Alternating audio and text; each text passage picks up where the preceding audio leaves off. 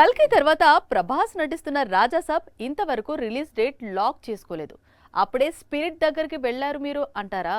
కానీ ప్రభాస్ క్లారిటీ ప్రభాస్కుంది.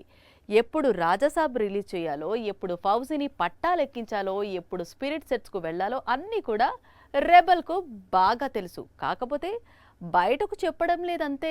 చాలా కాలం తర్వాత ప్రభాస్ మళ్లీ బాహుబలి రోజుల్లోకి తిరిగి వెళ్లబోతున్నాడు. అదేంటి, స్పిరిట్ తర్వాత ప్రభాస్ ఏమైనా బాహుబలి 3 షూటింగ్ స్టార్ట్ చేస్తున్నాడా అని డౌట్ పడకండి. బాహుబలి 2 రిలీజ్ అయిన దగ్గర నుంచి ప్రభాస్ రిలాక్స్ అయిపోయాడు. సాహో చేస్తూనే రాధేశ్యామ్లో నటించాడు. రాధేశ్యామ్ షూటింగ్ లో ఉంటూనే అప్పుడప్పుడు ఆదిపురుష్ సెట్ కు వెళ్లి వచ్చాడు. ఆదిపురుష్ కంప్లీట్ చేస్తూనే సలార్, కల్కి మూవీస్ లో నటించాడు. ఇప్పుడు కూడా రాజాసాబ్, ఫౌజీ లాంటి మూవీస్ ఒకేసారి కంప్లీట్ చేయాలనుకుంటున్నాడు రెబల్. వీటి తర్వాత ఇంకా సలార్ సీక్వెల్, కల్కి సీక్వెల్స్ ఉన్నాయి. వీటిల్లో ముందుగా రాజాసాబ్ రిలీజ్ అవుతుంది. ఆ తరువాత ఫౌజీ లైన్ లో ఉంది. స్పిరిట్ లో నటించాలంటే మిగతా మూవీస్ చేయడం కుదరదు అంటున్నాడట సందీప్ వంగ.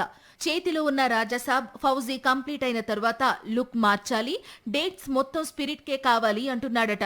సో ప్రభాస్ మళ్లీ బాహుబలి రోజుల్లోకి తిరిగి వెళుతున్నాడు. ఒక సమయంలో ఒకే సినిమా చేయబోతున్నాడు.